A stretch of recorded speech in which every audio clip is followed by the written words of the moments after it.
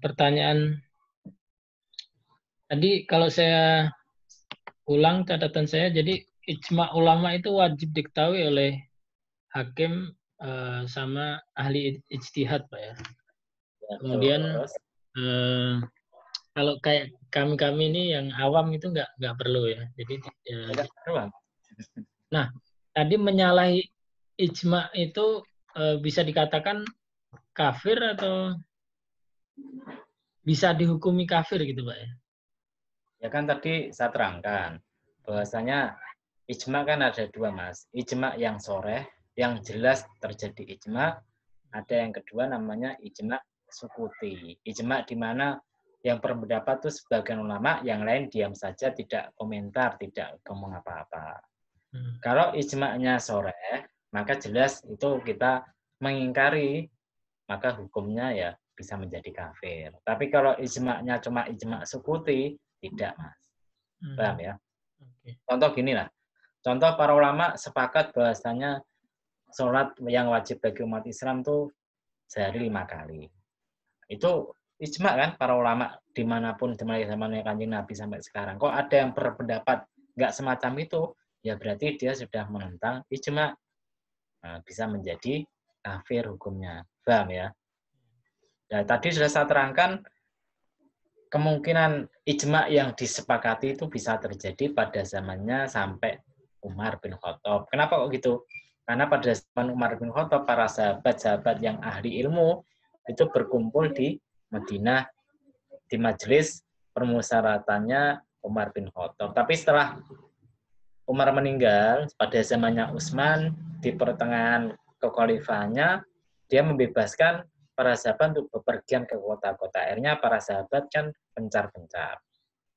Mungkin di Mekah pendapatnya gini, Madinah pendapatnya gini, nah, yang lain tidak dengar. Nah, maka kan menjadi ijma itu menjadi sulit, toh. Nah, menjadi sulit karena itu ada sebagian ulama yang mengatakan setelah zamannya Umar itu tidak mungkin terjadi ijma. Gitu loh. Kenapa? Karena para ulama-ulama itu, para ahli hukumnya sudah terpencar-pencar. Paham ya?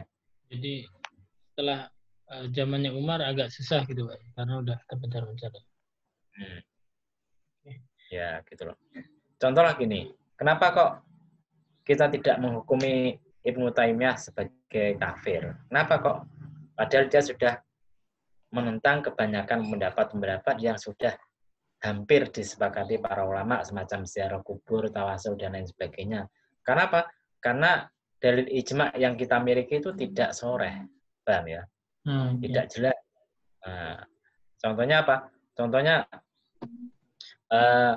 tawasul, ziarah kubur pada zaman Nabi, pada zaman sahabat tidak ada masalah. Cuma tidak ada tidak ada pendapat yang kemudian diutarakan, kemudian yang lain menentang, tidak ada. Jadi ada pendapat kemudian yang lain diam, lah itu namanya ijma sukuti. Karena ijma sukuti kurang kuat, tidak seperti ijma soreh, paham ya? Ada yang Kalau tadi ini mengenai ilmu laduni ya itu sebenarnya apa? Hanya orang-orang yang khusus itu kan Pak ya, maksudnya bukan mungkin jarang sekali lah ya ya para waliullah lah. para wali Allah. Jadi nggak sembarangan orang lah ya kita dapat. Jadi kan gini Mas ya, dalam agama Islam itu ada namanya mukjizat, ada namanya karomah, ada namanya istidraj. Ada 3 macam. Mukjizat itu adalah perkara yang bertentangan dengan tradisi, menyalahi adat yang diberikan kepada Nabi dan Rasulnya. Macam Nabi Musa bisa membelah lautan, Nabi Muhammad itu bisa memancarkan air dari tangannya. Nah, itu namanya mukjizat. Kemudian ada namanya karomah. Karomah itu artinya peristiwa kejadian yang bertentangan dengan tradisi atau adat yang diberikan kepada seorang orang Islam. Biasanya adalah para wali. Kenapa? Karena dalam hadis terangkan barang siapa yang mendekat denganku dengan ibadah-ibadah sunnah, akhirnya dicintai sama Allah, maka tangannya itu menjadi seakan-akan tangannya Allah. Kakinya pun seakan-akan menjadi kakinya Allah. Akhirnya apa? Akhirnya dia diberi kelebihan-kelebihan yang tidak diberikan kepada manusia yang lain. Contohnya semacam Imam Suyuti. Imam Suyuti itu pernah suatu saat, kan dia di Mesir kan, di Mesir itu nyuruh perintah muridnya untuk menutup matanya. Ketika ditutup matanya, diajak melangkah berapa langkah. Kalau nggak salah sekitar 5 langkah atau 10 langkah. Setelah itu muridnya disuruh membuka matanya. Ternyata sudah sampai di Mekah. Anda bayangkan, padahal Mesir sama Mekah itu jaraknya berapa? Nah, itu karomah yang diberikan kepada Imam Suyuti. Bahkan Kiai Hamid Pasuruan itu terkenal dengan karomahnya. Nah, jadi Kiai Hamid itu pernah suatu saat itu sedang ngaji. Ketika sedang ngaji itu tangannya bergerak-gerak seakan-akan dia megang sesuatu. Maka kemudian orang-orang bingung, gimana? Kiai Hamid itu ngapain? Tapi Kiai Hamid tidak mau cerita apa-apa. Akhirnya ketika rombongan jamaah haji itu pulang, mereka cerita bahwasanya kapal yang mereka tumpangi itu mau tenggelam. Ternyata ada tangan raksasa yang menyelamatkan perahu tadi, itu tangannya Kiai Hamid. Gitu loh. Zaman Umar pun terjadi. Umar bin Khattab itu satu saat sedang khutbah, kemudian saat khutbah itu dia bilang, "Wahai Syariah, naik gunung. Dia perintah semacam itu. Para hadirin jamaah-jamaahnya bingung, itu Umar ngapain kok nyuruh tentara pasukan untuk naik gunung, kan gitu kan. Syariah kan pasukan kecil, naik gunung.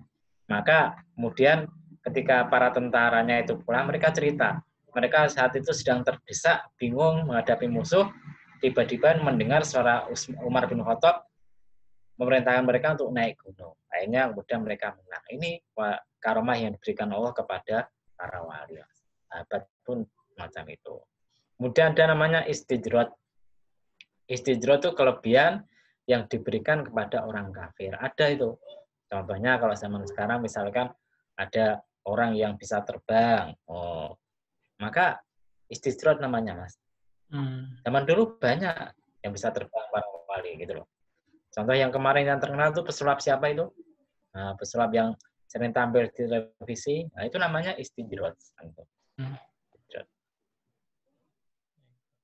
Pak, kita terusin sedikit lagi nggak apa-apa kali Pak ya? Biar minggu depan kita udah mulai ke ini. Ke pembahasan kitabnya gitu ya. Nah, teman-temannya nanti ketinggalan yang lain. Ketinggalan ya. Ya kasihan lah, enggak apa-apa. Dan ya udah enggak apa-apa ya. Ya, ada mau tanyakan lagi mungkin? Sementara sih cukup sih, Pak. Ya itu dulu ya. Nah, nanti kita jadi ya, itu anaknya ya. Iya, ini anaknya. Ikut ngaji ya. Ya enggak apa-apa, santai aja. Nah, tapi teman-temannya tadi kok menghilang, enggak ikut lagi. Kayaknya pertanyaan mungkin dikiranya mungkin udah selesai. Tapi sebenarnya udah saya kasih tahu sih di grup ya. Di grup udah saya kasih tahu kalau kita online lagi gitu. Ya mungkin ya bisa juga sulit terhubung kan bisa, Mas. Soalnya kalau pakai data kan sulit kadang-kadang. Ini aja pakai WiFi. Iya, WiFi juga kadang masalah juga sih, Pak. Baik. Jadi ya, sementara itu dulu ya. Masih ada acara di Mas. Boleh, Terima Pak. kasih. Assalamualaikum warahmatullahi wabarakatuh. Waalaikumsalam.